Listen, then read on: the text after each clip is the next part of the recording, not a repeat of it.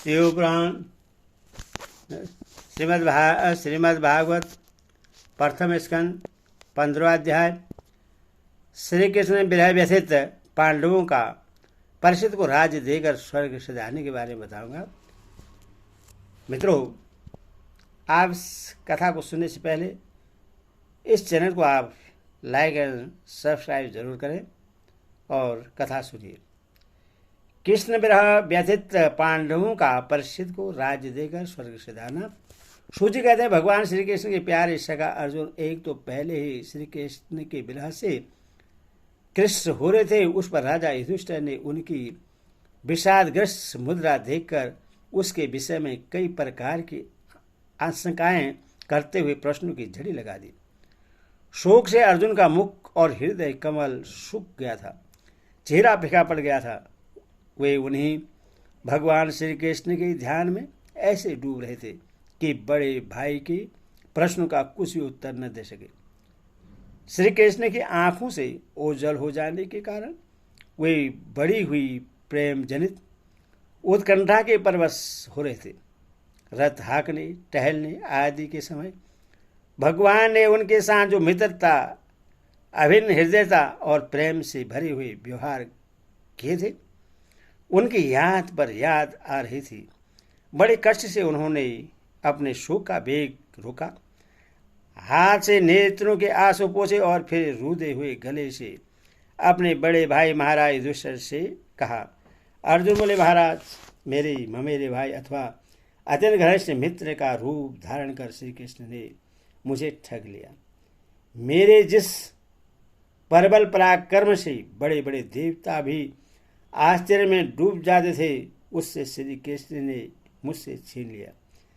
जैसे यह शरीर प्राण से रहित होने पर मृत कहलाता है, वैसे ही उनके क्षण भर के वियोग से यह संसार अप्रिय दिखने लगता है। उनके आश्रय से द्रौपदी स्वयंवर में राजा द्रुपद के घर आए हुए कामवत राजाओं का तेज मैंने हरण कर लिया। धनुष पर बाण चढ़ाकर मत्स्यभेद किया और इस प्रकार द्रौपदी को प्राप्त किया था। उनकी सान्निध्य मात्र से मैंने समस्त देवताओं के साथ इंद्र को अपने बल से जीतकर अग्निदेव को उनकी त्रिवृत्ति के लिए खांडव वन का दान कर दिया और मई दानों की निर्माण की हुई अलौकिक कला कौशल से युक्त मायामयी सभा प्राप्त की और आपके यज्ञ में सब ओर से आकर राजाओं ने अनेकों प्रकार की भेंटें संपृक्त की। 10,000 हाथियों की शक्ति और बल से संपन्न आपके इन छोटे भाई भीमसेन ने उन्हीं की शक्ति से राजाओं के सिर पर पैर रखने वाले अभिमानी जरासंध का वध किया था। तदंतर उन्हीं भगवान ने उन बहुत से राजाओं को मुक्त किया जिनको जरासंध ने महाभैरव यज्ञ में बलि चढ़ाने के लिए बंदी बना रखा था। उन सब राजाओं ने आपके यज्ञ में अनेकों प्रकार के उपहार दिए थे। महारानी द्रौपदी राजसूय यज्ञ के महान अभिषेक से पवित्र हुए अपने उन सुंदर केशों, जिन्हें दुष्टों ने भरी सभा में छूने का साहस किया था, बिखेर कर तथा आंखों में आंसू भरकर जब श्री कृष्ण के चरणों में गिर पड़े, तब उन्होंने उसके सामने उसके उस घोर अपमान का बदला लेने की प्रतिज्ञा करके उन धूर्तों की स्त्रियों की ऐसी दशा कर दी कि वे विधवा हो गई और उन्हें अपने केस अपने हाथों खोल देने पड़े। वनवास के समय हमारे बैरी दुर्योधन ने षड्यंत्र से 10,000 शिष्यों को साथ बिठाकर भोजन करने वाले महर्षि दुर्वासा ने हमें दुष्ट संकट में डाल दिया था। उस समय उन्होंने द्रौपदी के पात्र में बची हुई साग की एक पत्ती का ही भूख लगाकर हमारी रक्षा की। उनके ऐसा करते ही नदी में स्नान करते ही मुनि मंडली को ऐसा प्रतीत हुआ मानो उनकी तो बात ही क्या है, सारी त्रिलोक की ही तृप्त हो गई है। उनके प्रताप से मैंने युद्ध में पार्वती से भगवान शंकर को आश्चर्य में डाल दिया तथा उन्होंने मुझको अपना पाशुपत नामक अस्त्र दिया। साथ ही दूसरे लोकपालों ने भी प्रश्न होकर अपने अपने अस्त्र मुझे दिए, और तो क्या उनकी कृपा से मैं इसी शरीर से स्वर्ग में गया और देवराज इंद्र की सभा में उनके बराबर आधे आसन पर बैठने का सम्मान मैंने प्राप्त किया। उनके आग्रह से जब मैं स्वर्ग में ही कुछ दिनों तक रह गया, तब इंद्र के साथ समस्त देवताओं ने मेरी इन्हीं गाड़ी धारण करने वाली भुजाओं का निवांत क्वंच आदि दैत्य को मारने के लिए आश्रय लिया। महाराज, यह सब जिनकी मेहनती कृपा का फल था, उन्हीं पुरुषोत्तम भगवान श्री कृष्ण ने मुझे आज ठग लिया। महाराज, कौरवों की सेना भीष्म, द्रोण आदि अजय महामत्स्यों से पूर्ण अपार समुद्र के समान दुस्तर थी, परंतु उनका आश्रय ग्रहण करके अकेले ही रथ पर सवार हो मैं उससे पार कर गया। उन्हीं की सहायता से आपको याद होगा, मैंने शत्रुओं से राजा विराट का सारा गोधन तो वापस ले लिया, साथ ही उनके सिरों पर से चमकते हुए मणिमय मुकुट तथा अंगों के अलंकार तक छीन लिए। भाई जी, कौरवों की सेना भीष्म, कर्ण, द्रोण, शल्य तथा अन्य बड़े बड़े राजाओं और क्षेत्रीय वीरों के रथों से शोभायमान थी। उसके सामने मेरे आगे आगे चलकर हुए अपनी दृष्टि से ही उन महारथी युद्धपतियों की आयु, मन, उत्साह और बल को छीन लिया करते थे।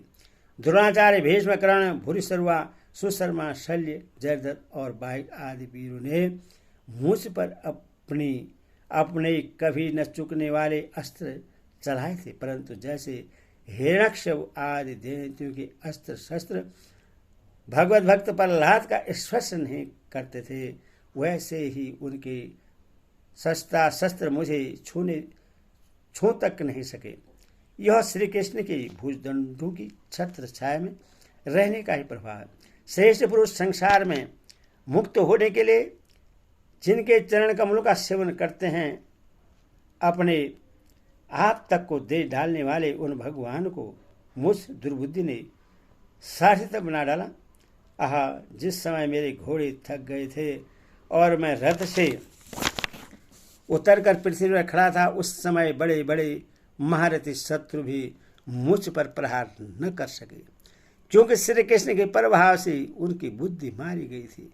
महाराज माधव ने उन्मुक्त और मधुर मुस्कान से युक्त विनोद भरे और हास्य स्पर्शी वचन और उनका मुझे पार्थ, अर्जुन, शका, कुरुनंदन आदि कहकर पुकारना मुझे याद आने पर मेरे हृदय में उथल पुथल मचा देते हैं।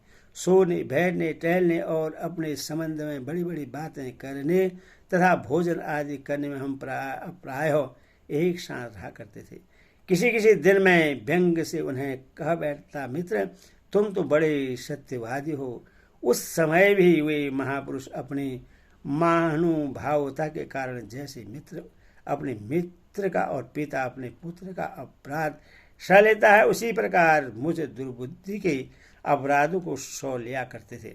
महाराज, जो मेरे सका प्रिय मित्र नहीं मेरे हृदय ही थे, उन्हीं पुरुषोत्तम भगवान से मैं रहित हो गया हूँ। भगवान की पत्नियों को द्वारिका से अपने साथ ला रहा था, परंतु मार्ग में दुष्ट गोपों ने मुझे एक अबला की भांति हरा दिया और मैं उनकी रक्षा नहीं कर सका। वही मेरा गाड़ी धनुष है और वही बाण है, वही रथ है, वही घोड़े हैं और वही मैं रथी अर्जुन हूँ, जिसके सामने बड़े बड़े राजा लोग सिर झुकाया करते थे। श्री कृष्ण के बिना ये सब एक ही क्षण में नहीं के समान सार शून्य हो गए। ठीक उस तरह जैसे भस्म में डाली हुई आहुति कपट भरी सेवा और उत्सर्ग में बोया हुआ बीज व्यर्थ हो जाता है। राजन, आपने द्वारकावासी अपने जिन सुहृदय संबंधियों की बात पूछी है, वे ब्राह्मणों के साथ बस भोगग्रस्त हो गए और वारुणी मदिरा के पान से मंदोमत होकर अपरिचितों की भांति आपस में ही एक दूसरे से भिड़ गए और घूसों से मार पीट करके सबके सब नष्ट हो गए। उनमें से केवल 4-5 ही बचे हैं। वास्तव में यह सर्वशक्तिमान भगवान की ही लीला है। कि संसार में प्राणी परस्पर एक दूसरे का पालन पोषण भी करते हैं और एक दूसरे को मार भी डालते हैं।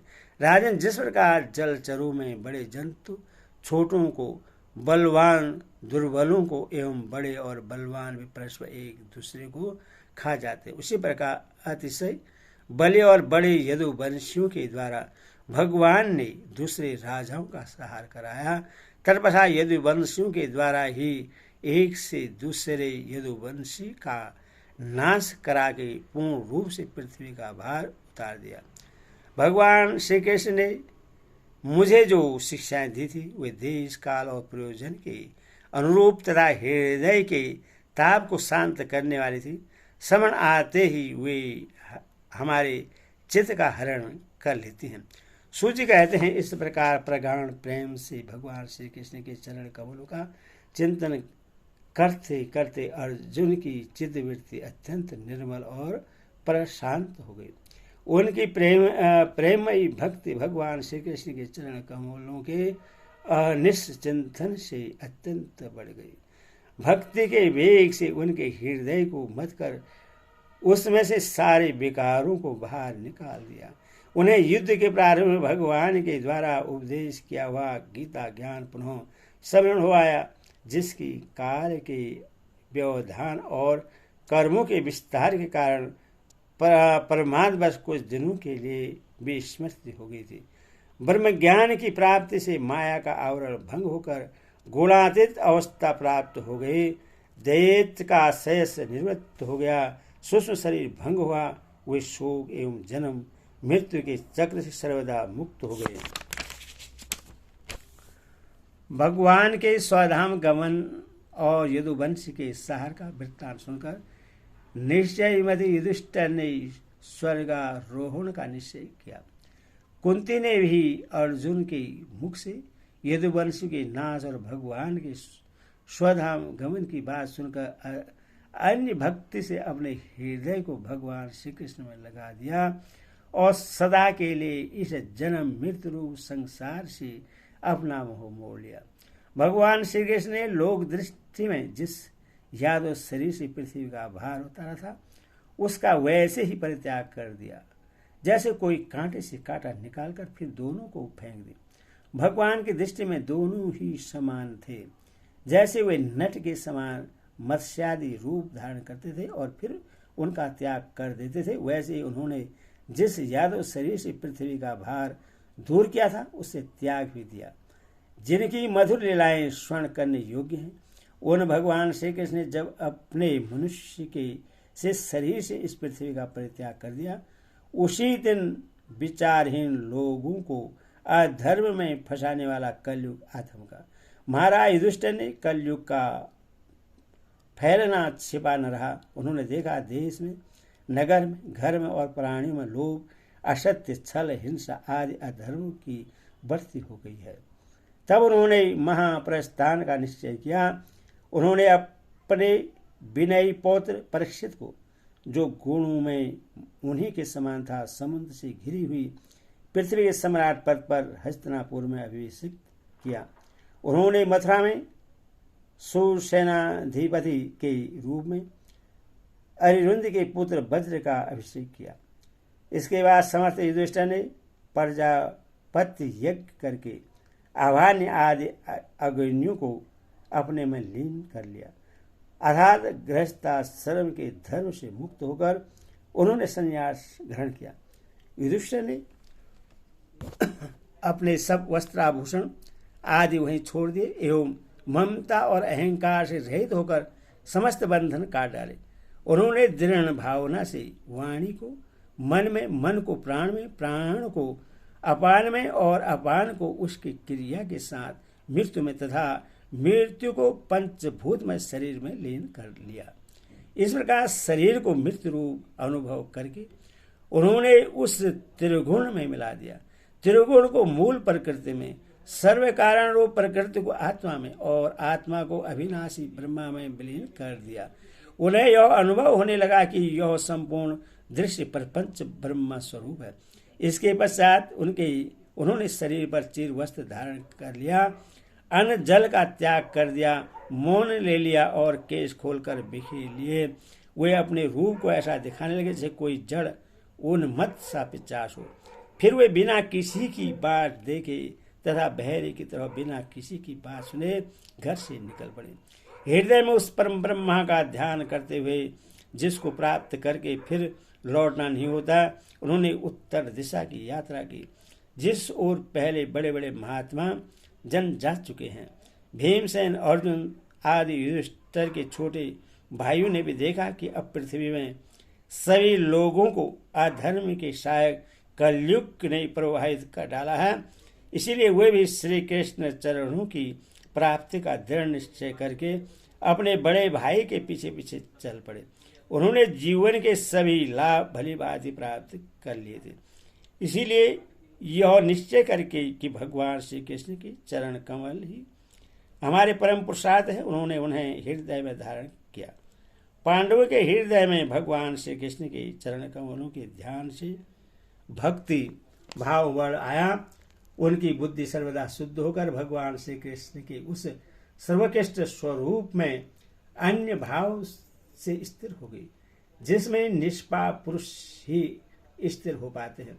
फलतः उन्होंने अपने विशुद्ध अंतःकरण से स्वयं ही वह गति प्राप्त की जो विषयासक्त दुष्ट मनुष्य को कभी प्राप्त नहीं हो सकती।